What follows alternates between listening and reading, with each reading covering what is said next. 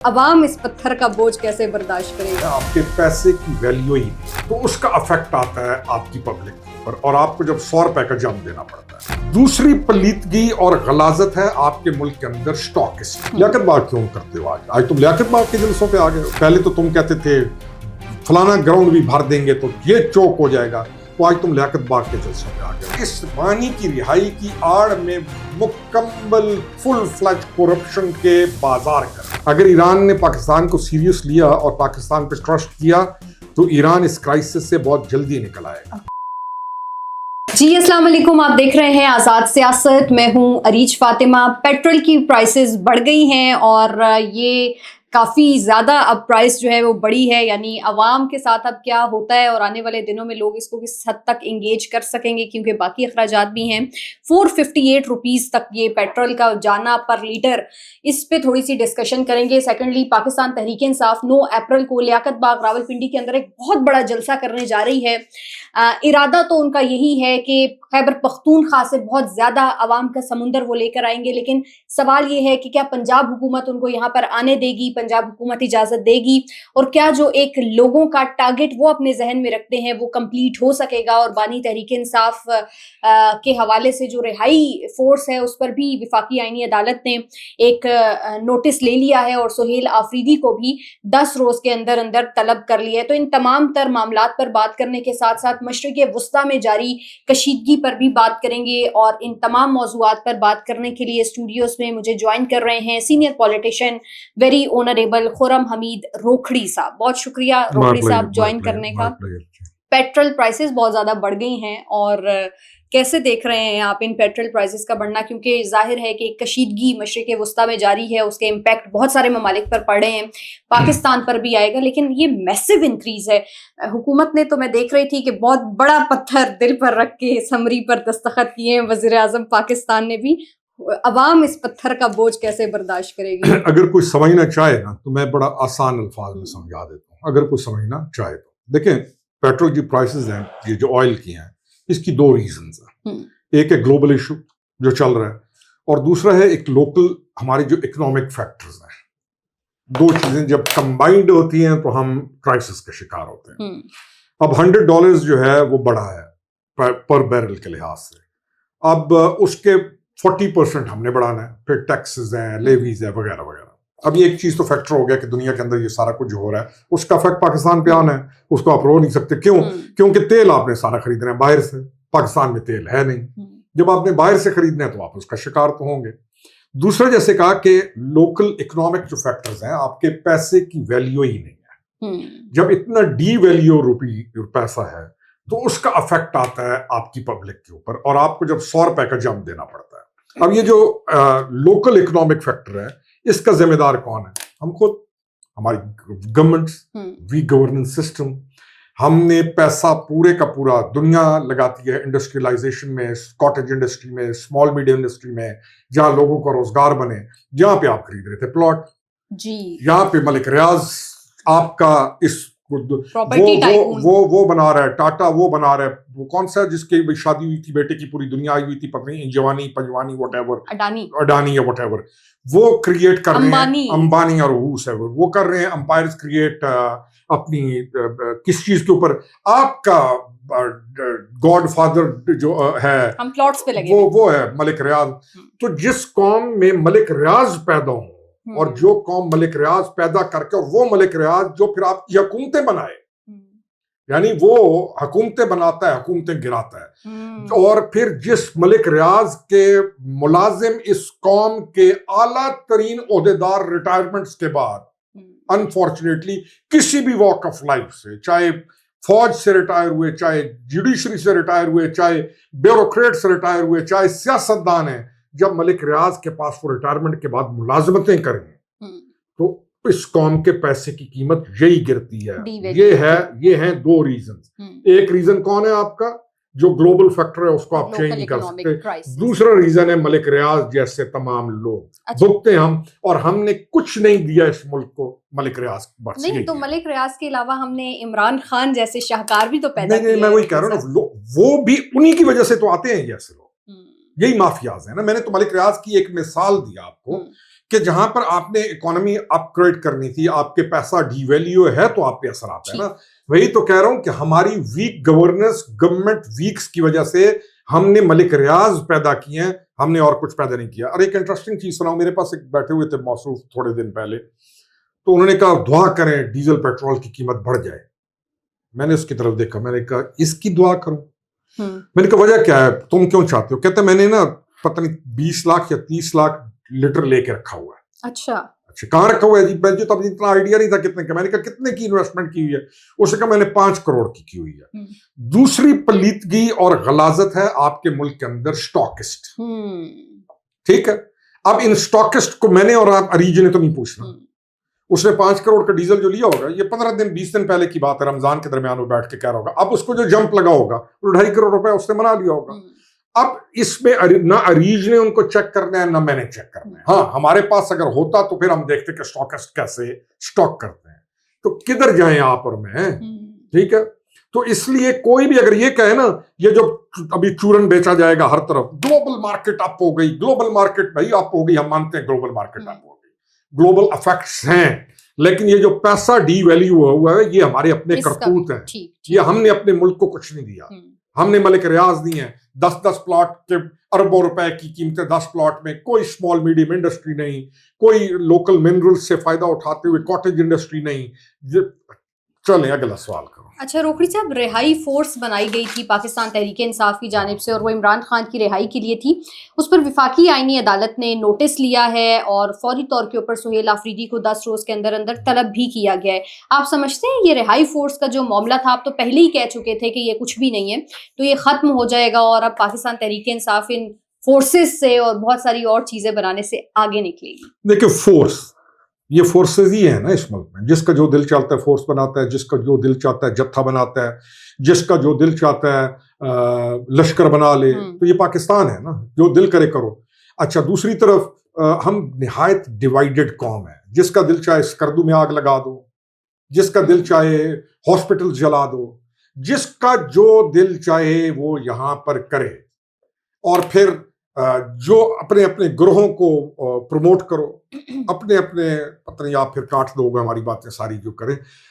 हम फिरकावारियत में डूबे हुए बड़े अजीब से पॉलिटिकल, पहले तो फिरके होते थे ना, अब पॉलिटिकल फिरके अलग हैं। जिस पार्टी से मुंसलिक है उसको साबित कर दो कि यार ये काम तुम्हारा इस मुल्क के लिए नुकसानदेह है, वो कहता है नहीं मैं तो इस पार्टी को, अब जो गलाजत वो पार्टी कर रही है उसको भी कबूल करेंगे। ठीक है, तो कौन सी रिहाई फोर्स? It is good. अच्छा, 2 चीजें बड़ी अच्छी हैं। ये तो हमारे गुस्सा तो है ना, अदलिया ने 2 काम बड़े अच्छे किए हैं। एक फैसलाबाद में उस एक बदमाश को जिसने उस बच्ची से अपनी बीवी के जूते चटवाए, उसको जो 12-13 साल कैद दिए रहे, वो बड़ा काम किया, बहुत अच्छा काम किया। दूसरा, ये जो मलिक रियाज इसका हम तज़किरा कर रहे थे, इसका यहाँ पे कोई फ्रंट मैन था, कोई कर्नल साहब रिटायर्ड, जो कि यहाँ से पैसे भेजता था, उसको भी अदालतों ने को 8-10 साल कैद दिया, ये 13 साल। अगर अदालतें ये इस रविश पर चल पड़े ना, और ये और लोगों के ऊपर भी हाथ डाला करें, मुल्क बहुत बहुत बेहतर कंडीशन के अंदर चला जाए। अच्छा, 9 अप्रैल को भी पाकिस्तान तहरीक इंसाफ यहाँ रावलपिंडी में लियाकत बाग के हवाले से कह रहे हैं कि हम बहुत बड़ा जलसा करेंगे और वो इमरान खान की रिहाई के मुताल्लिक होगा। अच्छा रोकड़ी साहब, वैसे पंजाब हुकूमत से इजाजत मशरूत हो गई, और क्या पंजाब गवर्नमेंट इन हालात के अंदर इजाजत दे सकती है? देखिए, क्या इजाजत देनी चाहिए? नहीं देनी चाहिए। अच्छा, लियाकत बाग को इतनी बड़ी जगह है कि वहां पे जलसा करने के लिए लाखों बंदे चाहिए, 5-10 हजार, 5,000 8,000 आदमी हो तो वहां पे जलसा ऐसे लगेगा जैसे तबाही फिर गई है। लियाकत बाग क्यों करते हो आज तुम लियाकत बाग के जलसों पे आ गए हो। पहले तो तुम कहते थे फलाना ग्राउंड भी भर देंगे तो ये चौक हो जाएगा, तो आज तुम लियाकत बाग के जलसों पे आ गए हो। लेकिन तुम इंसान नहीं बनोगे, तुम्हारा कोई पॉलिटिकल एजेंडा नहीं है, तुम्हारा कोई पॉलिटिकल ऑब्जेक्टिव है नहीं। बानी की रिहाई, बानी की रिहाई, और इस बानी की रिहाई की आड़ में मुकम्मल फुल फ्लैज करप्शन के बाजार गर्म। बानी की रिहाई। मैंने एक दोस्त से पूछा, मैंने कहा यार ये कुछ तो और करो। नहीं, यही स्लोगन बिकता है भाई, यही बिकता है। और उसके आड़ में मैंने क्या कहा आपको, उसके आड़ के अंदर जो लूट मार ये खबीस कर रहे हैं, कौन पूछेगा? अगला सवाल। अच्छा, वैसे 28वीं आईनी तरमीम के हवाले से भी बहुत सारी बाज़गश्त है, और जो कि अच्छी बात है। आईनी तरमीम ये आप किस हद तक देख रहे हैं, कब तक आ जाएगी? क्योंकि ज़राए तो ये कहते हैं कि एक ड्राफ्ट भी तैयार कर लिया गया है और 28वीं तरमीम भी तो आ रही आपके है। ज़राए का मुझे नहीं पता। हर किसी के पास यहाँ चिड़िया है, किसी के पास गिदड़ ज़राए सिंगी भी है। हैं, किसी के पास पता नहीं। यार मुझे ये नहीं समझ आती, वो बैठ के दानिशवर, मैंने कहा दानिशवर एक होता है, हमारे मुल्क में है दानिशवर हाँ। और दानिशवर।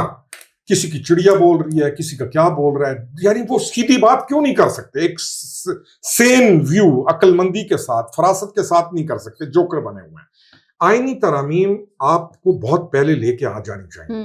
आप लेट हैं। आपका मुल्क आपका मुल्क की डिमांड है कि आईनी तरमीम लाई जाए, लोकल गवर्नमेंट सिस्टम हो, स्ट्रॉन्ग वफाक हो। आपको ये आईनी छोटे सूबे और सूबे आप बनाएं, वसाइल और उनकी तकसीम ठीक हो। तो पता नहीं। लेकिन यहाँ पे मसला ये भी है ना रोखड़ी साहब, के बहुत सारी पार्टीज फिर नाराज हो जाती हैं कि इसमें हमारा पॉइंट ऐड नहीं हुआ और हमारा तो यही कह रहा हूँ ना कि फिर वही कह रहा हूँ ना कि फिर बस वो मैंने कहा ना, मलिक रियाज। ठीक, मलिक रियाज। अच्छा रोखड़ी साहब, मशरिक़ वस्ता में भी जारी कशीदगी है, पाकिस्तान उसमें अपना बेहतरीन अमन का किरदार भी अदा कर रहा है और बहुत सारी मुलाकातें भी करवाई हैं। अच्छा, बाय द वे, चीन के अंदर जो इसहाक डार साहब गए थे, उसके बाद खबर ये आई है कि जहां पर मामलात ईरान और अमेरिका और इजराइल की जंग के हवाले से हुए हैं, वहीं पर पाकिस्तान और अफगानिस्तान के भी मुज़ाकरात के हवाले से बातचीत हुई है। आप कैसे देखते हैं कि आने वाले दिनों में पाकिस्तान और अफगानिस्तान के अंदर जो कशीदगी है वो हल हो जाएगी? और जब भी हमने उनसे रिटर्न गारंटी मांगी है, अब तक तो वो नहीं आए रिटर्न। नहीं, आ गए। अब वो कहते हैं कि रिटर्न देने को तैयार है। और क्या ये कशीदगी कम हो जाएगी और पाकिस्तान अब इस मर्तबा ट्रस्ट करेगा? देखिए, ट्रस्ट हमेशा होता है एक असूल के ऊपर। आप और हमने असूल तो कभी अपनाया नहीं, असूल के बगैर ही हमारी बातें चलती हैं। तो आप कम से कम इस दफा ये देख रहे हैं कि आप असूल के मुताबिक बातें करने लग गए हैं, अपनी रियासत को आप अहमियत दे रहे हैं। तो जब आप अपनी रियासत को अहमियत ना दें तो किसी ने क्यों देनी है? कोई ईरान का भाई औलाद बनी हुई है, कोई अफगानिस्तान की औलाद बनी हुई है, कोई किसी की औलाद बनी हुई है, पाकिस्तान की कोई परवाह नहीं, बस अपने अपने बाहर। मुझे ये नजर आ रहा है कि ये मुज़ाकरात ना सिर्फ कामयाब होंगे, बल्कि इनके बाद बहुत सारी ये हरकतें जो हमारे साथ बदमाशियां चल रही हैं ना, इस मुल्क से उस मुल्क से, ये बहुत कम होगी। ईरान को चाहिए कि वो सीरियसली ले पाकिस्तान को, और ये जो सारी चीज हो रही है, अगर ईरान ने पाकिस्तान को सीरियस लिया और पाकिस्तान पे ट्रस्ट किया तो ईरान इस क्राइसिस से बहुत जल्दी निकल आएगा। अच्छा, तो अफगानिस्तान को ये समझ आ गई है कि हम इनके साथ अब लाइन हमने क्रॉस की तो ये हमें किसी सूरत माफ नहीं करेंगे। तो आपने जो लाइनें क्रॉस करने की इजाजत दी किसी को भी, वो गलत थी। आपको अपने घर की हिफाजत करनी चाहिए, जो आज आप कर रहे हैं। ईरान के लिए बेहतर है कि वो पाकिस्तान को अहमियत दे। अफगानिस्तान को ये समझ आ गई है कि मैंने पाकिस्तान के साथ अगर इसी तरह छेड़छाड़ की तो मेरा वजूद बहुत खतरे में जाएगा। चाइना का इन्वॉल्वमेंट बहुत अच्छा है, क्योंकि जैसे मैंने आपके पिछले प्रोग्राम में भी कहा था, ये जो हुर्मुज है इसका जो बंद होना है, ये डायरेक्ट सबसे ज्यादा अफेक्ट चाइना होता है, इसका इंडिया होता है। और बस अल्लाह ताला खैर फरमाए कि हम बाकी मामलात जहाँ पे ठीक कर रहे हैं। अच्छा अरीज, एक और पुरानी आने कहीं पढ़ा था, अभी सुना था कि आपके पास ईरान के अंदर वसाइल बहुत ज्यादा हैं ऑयल के। हाँ। ठीक है, तो हम कब पता नहीं निकालेंगे वो, उनके हमें नहीं पता। अच्छा, बस लास्टली ये जो ईरान, अमेरिका और इजराइल की जंग है, जिसको 1 माह से ज्यादा का अरसा हो गया, 6 अप्रैल की डेडलाइन बहरहाल डोनाल्ड ट्रंप ने दी हुई, और वो कह रहे हैं कि मैं कोई एक्सट्रीम स्टेप उठा लूंगा अगर कोई मुआहिदा नहीं होता और ईरान नहीं मानता।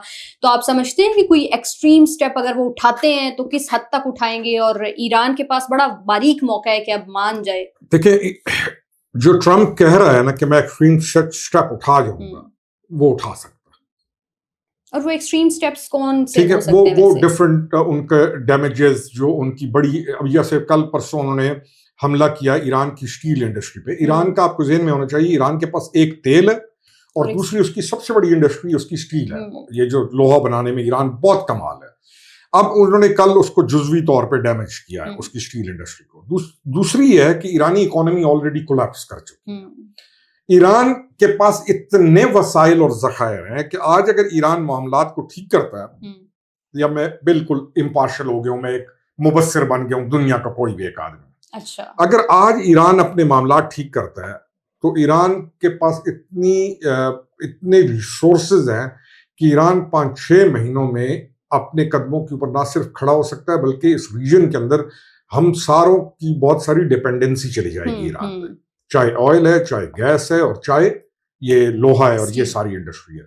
बल्कि आप अगर ईरान अपने आप मामला ठीक करता है तो ईयू जो है, यूरोपियन यूनियन जो है, वो भी ईरान से ये जो ऑयल और तेल अपना ये गैसेस ये लेना शुरू कर देंगी।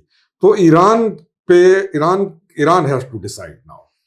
ईरान की कोर्ट के अंदर ये जो बॉल है वो इस वक्त मौजूद है, और Trump can do it. America इस जंग से नहीं निकल रहा? आप नहीं समझते कि वो भी बस चाहते हैं कि अब जंग बंद हो और हम निकलें इस जंग से? हम इसके ऊपर हमारे जो बैठे हुए हैं ना, जो मैंने किसी से पूछा, मैंने कहा यार तुम क्यों गलत फीडिंग दे रहे हो, तुम्हें पता है कि तुम झूठ बोल रहे हो ईरान के मामले में, तुम क्यों लोगों को दे रहे हो? उन्होंने कहा लोग सुनना ही यही चाहते हैं। ठीक है, अमेरिका इस जंग में रहना चाहता है रोकड़ी साहब या निकलना चाहता है? नहीं, अमेरिका के लिए कोई इशू नहीं है 3 महीने और आगे चलेगा। अच्छा, अमेरिका के लिए इस चीज को 6 महीने आगे चलाना कोई इशू नहीं, जो कि बड़ा अनफॉर्चुनेट होगा। अमेरिका के लिए कोई इशू नहीं। उनकी इकोनॉमी, उनका जो सिस्टम है ना, अमेरिका को इसके तेल से इशू है, अमेरिका का कोई इशू नहीं है।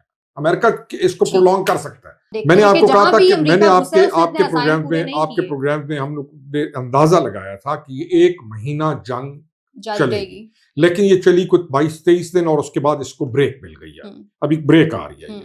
और अगर ईरान ने अपने मामला ठीक कर लिए तो ये बहुत जल्दी खत्म भी हो जाएगी, बल्कि ईरान से पाबंदियां भी उठ जाएंगी। लेकिन अगर ईरान ने मामला ठीक ना किए तो डेफिनेटली ये बढ़ सकती है। बहुत शुक्रिया रोकी साहब आपका। आप लोगों से मुलाकात होती है नेक्स्ट पॉडकास्ट में। अल्लाह हाफिज।